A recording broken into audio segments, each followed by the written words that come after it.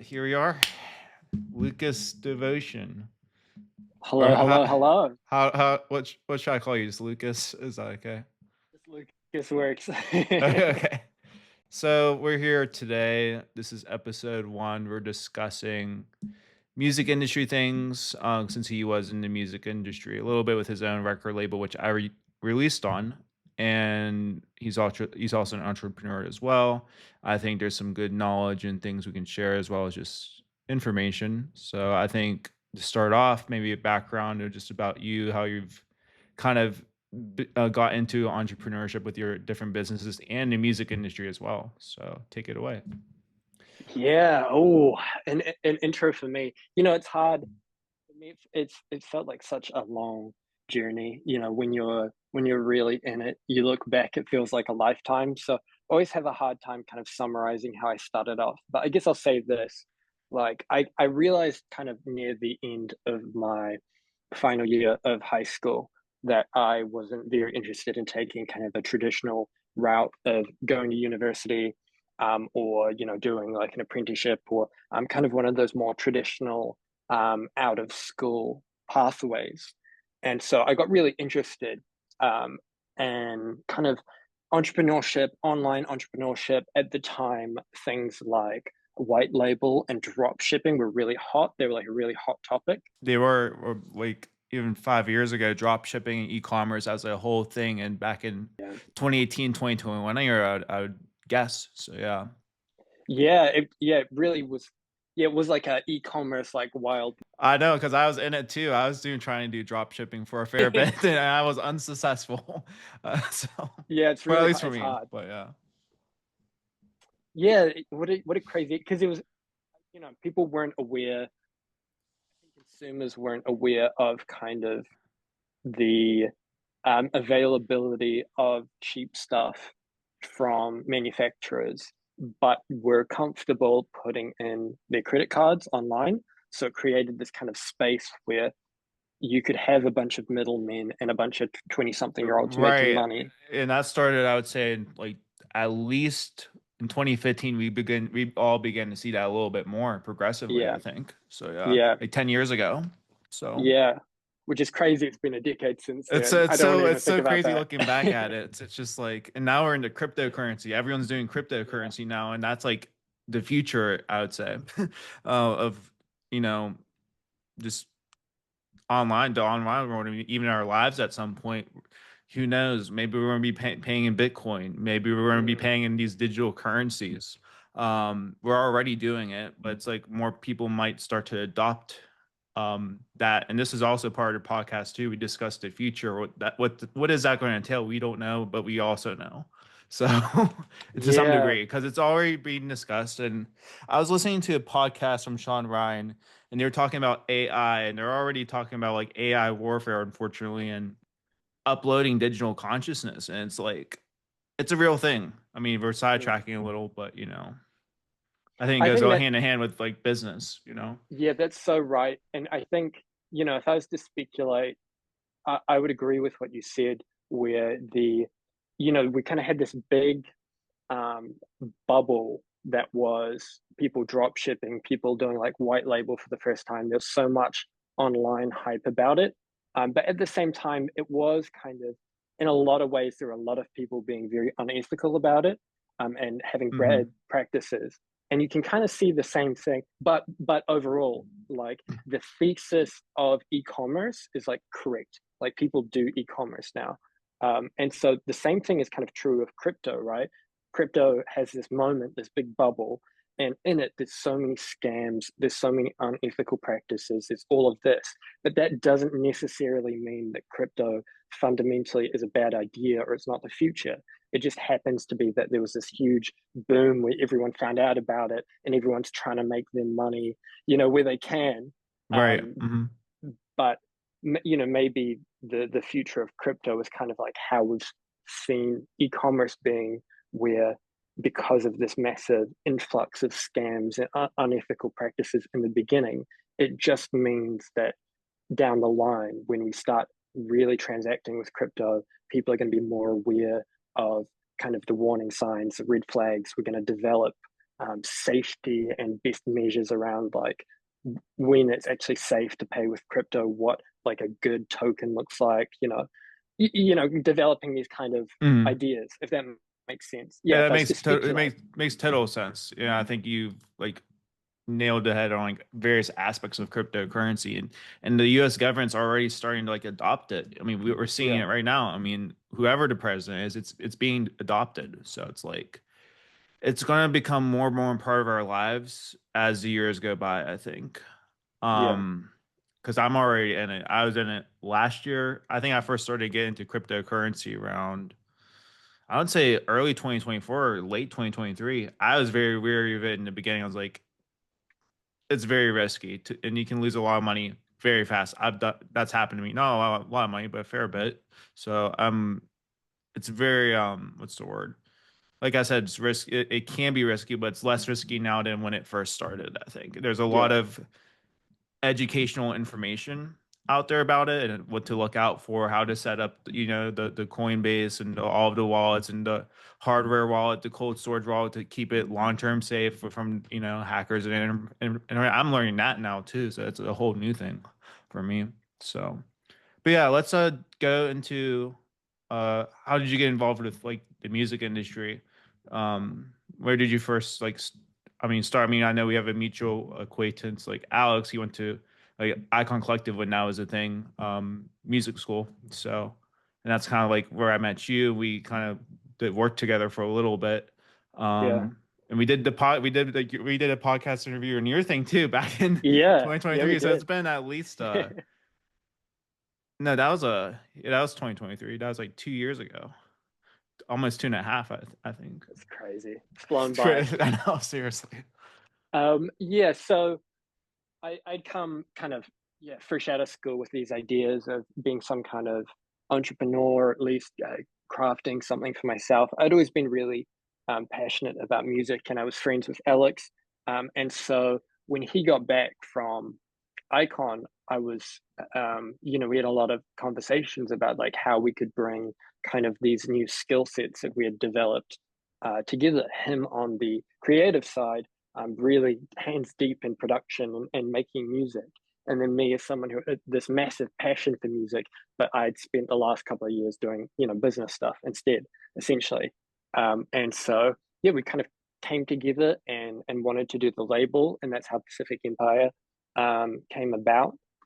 It's like a period I look back on my life very fondly. I got to meet a lot of amazing people like yourself, and we did some really great work. We definitely made a lot of mistakes along the way as well.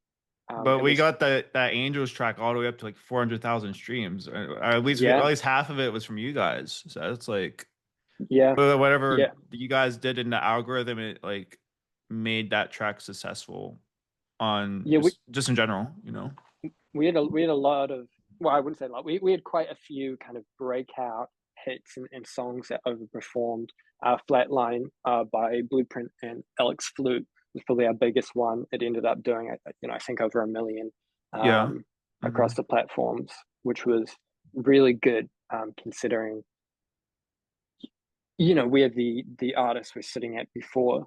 And yeah, I look back at it kind of, yeah, bittersweet, because part of me really wishes I was still kind of working in that area and doing stuff for Pacific Empire.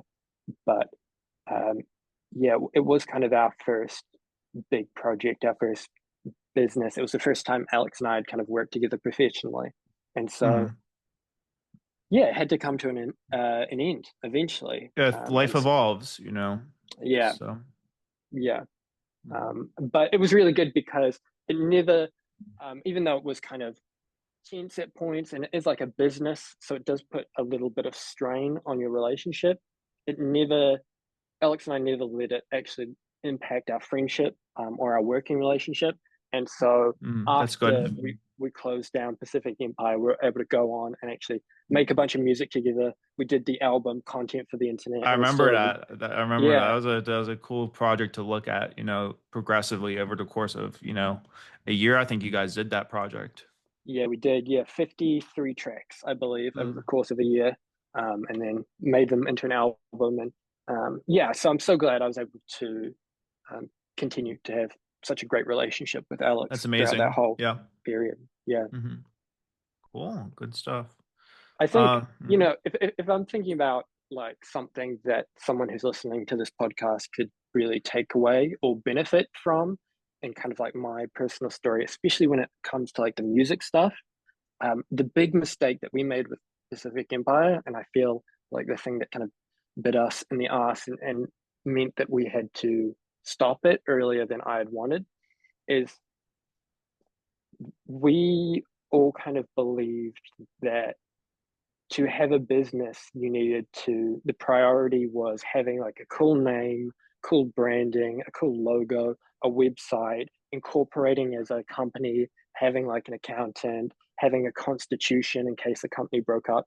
And we spent so much time in the initial period on kind of these, what ended up being extremely trivial things.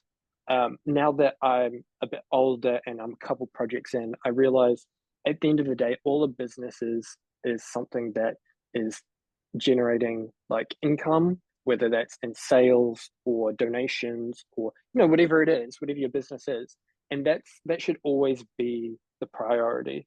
So when I'm thinking about projects now, the getting a cool name and like a website and like a logo and a constitution, that comes after I've started generating money or hype, or there needs to be some kind of foundation of like this is actually how the business is going to survive in the long There needs to term. be a product, I think, which is Yeah, what you're describing, I think. There needs to be like a yeah, viable in your situation, there needs to be like a viable product, I think. Something that there needs to be a demand, so to speak. yeah, yeah, exactly. And so, yeah, we just got too caught up in what everyone had been telling us to do and Well, what would be I good for think I like the did the company. same thing a little bit, to a certain extent. Like in the my at least for me, like I was so focused on like first and foremost, the music has to be really good. I mean, there's no Yeah, skipping that.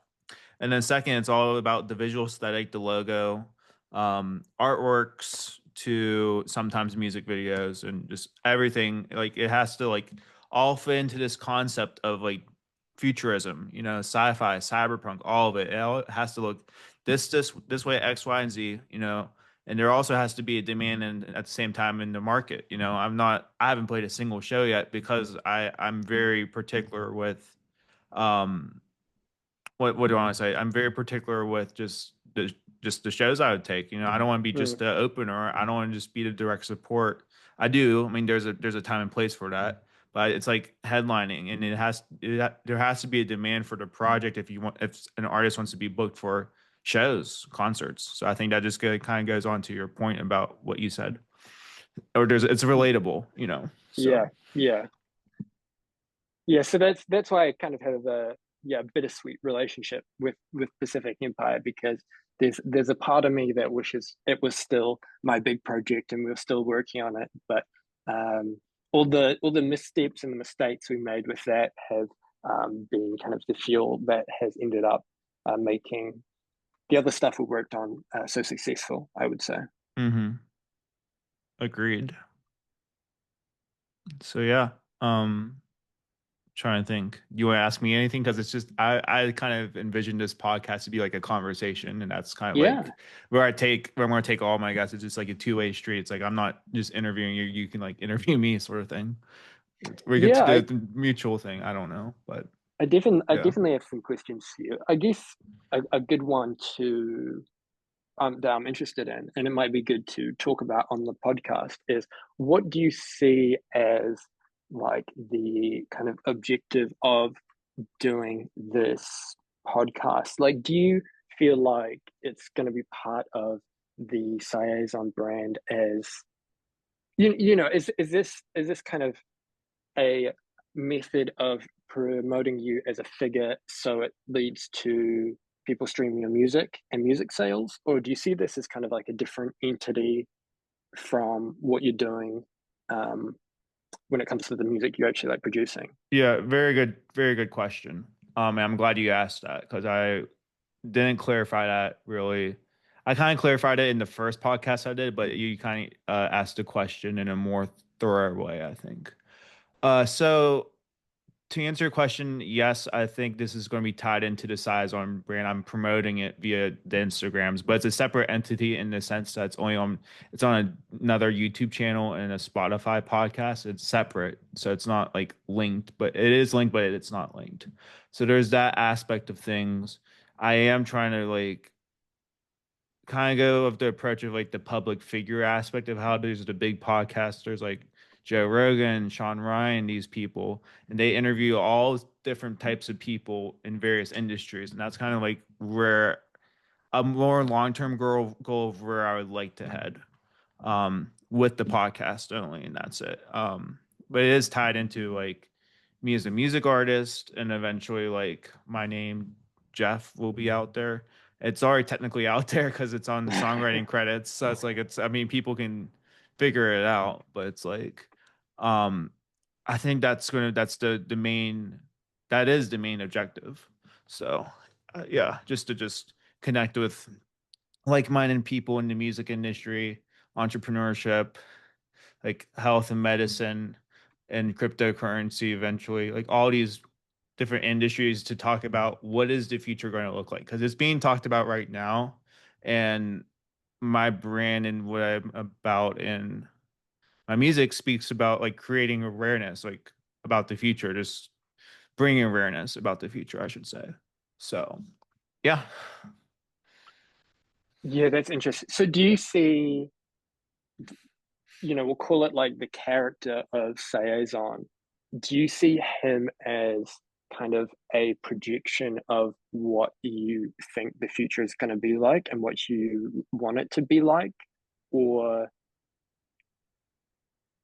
yeah, like how does the narrative of kind of your music and what you're doing with like the videos and the visualizers, how does that kind of relate to you and what you're going to be learning about the future on this show?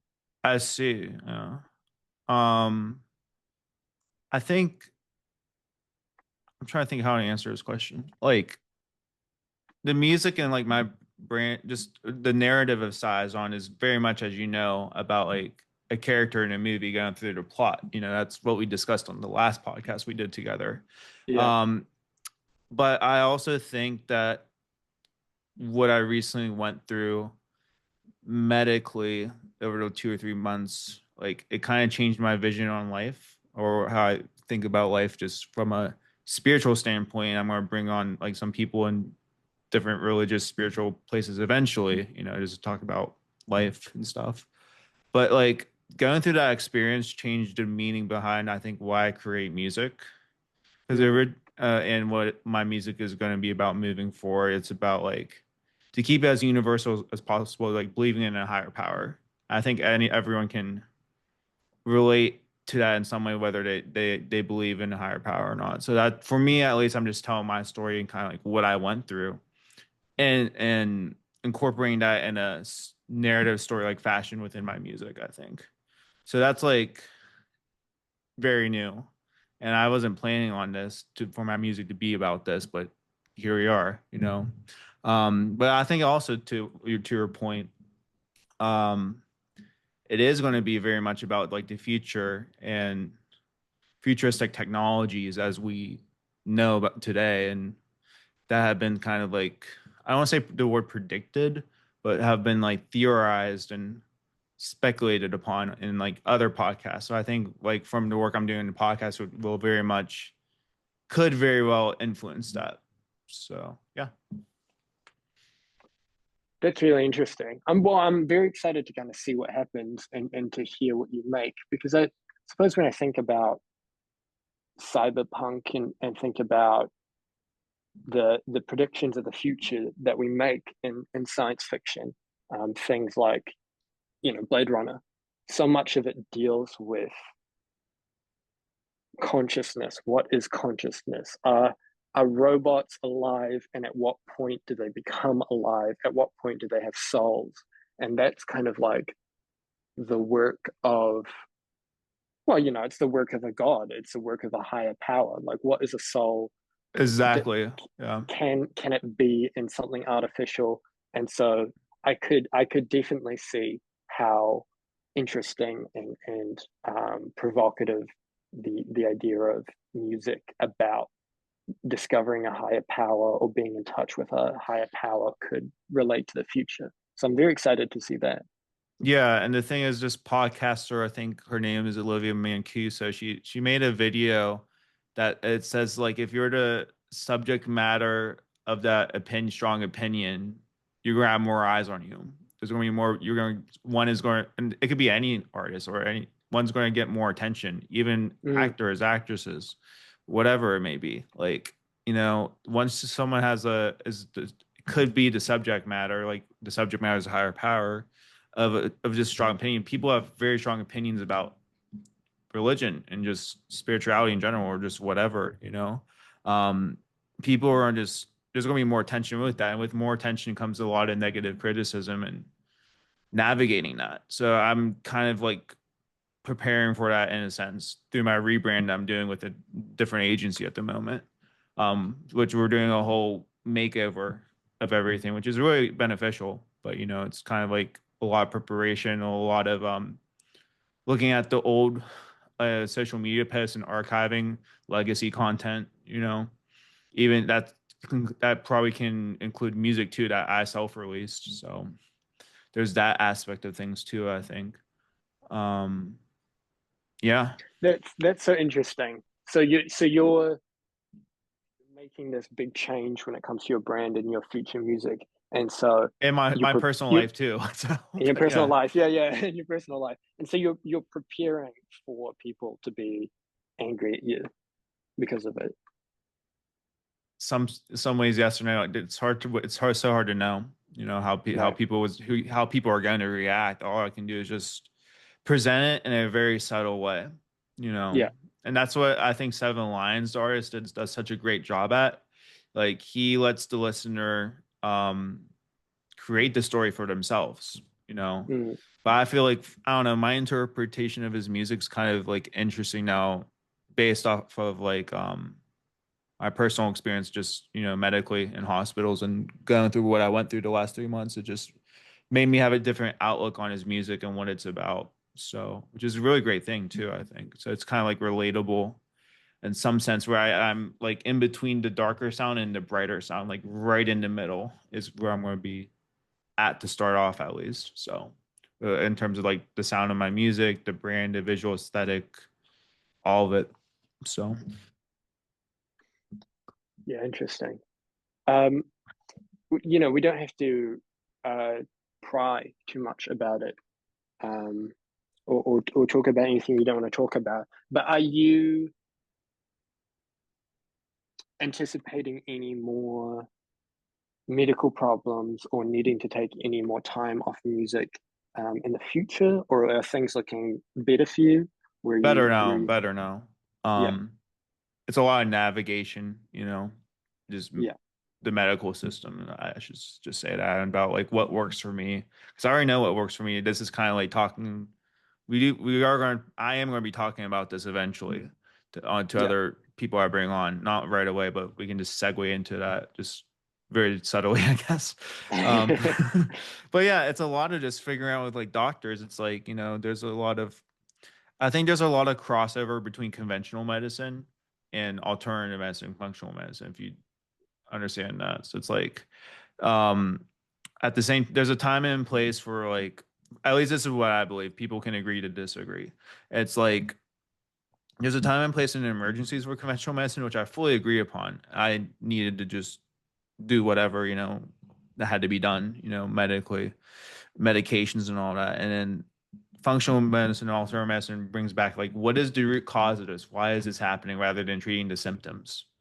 Mm, That's why I like it mm, so much, because it's getting down to the root cause. It's not just a medication that's like masking symptoms. And it's like, why is this occurring? Let's get down to the why, you know, and then fix the root cause of it, and then it doesn't happen again. yeah. So I've been on this quest for like 10 years, with mental health and medications, and it's working, but it's like, I think this needs to be more, what's the word I want to use? Widely discussed, just like in an authentic way, while still having mutual respect for people, Yeah. because I don't think it's being talked about a lot. So has it made you more interested in the future of medicine? Definitely. Hmm. There's definitely, I think since, I'm trying to think, since like 2018, I would say I've had a strong interest in medicine and health. Excuse me, So talking about medicine, I sneezed. there you go. So it's like, I think, I don't know, I just pay very close attention to even my diet, what I Yeah, consume, what I eat. It's like I'm trying to like extend my life to the longest possible, just yeah, human longevity, just in general aspect, just having a healthy lifestyle. yeah, Um, and there's a lot to be said for that because everyone struggles with that to some degree, I would imagine. So, yeah. yeah, yeah, totally. But yeah, I think we've discussed like just a general overview of just, entrepreneurship, the music industry. Kind of you everyone listening or watching kind of has seen like both sides of our stories and how like, and just in business and how we've navigated it and just other thoughts and perspectives on other things too.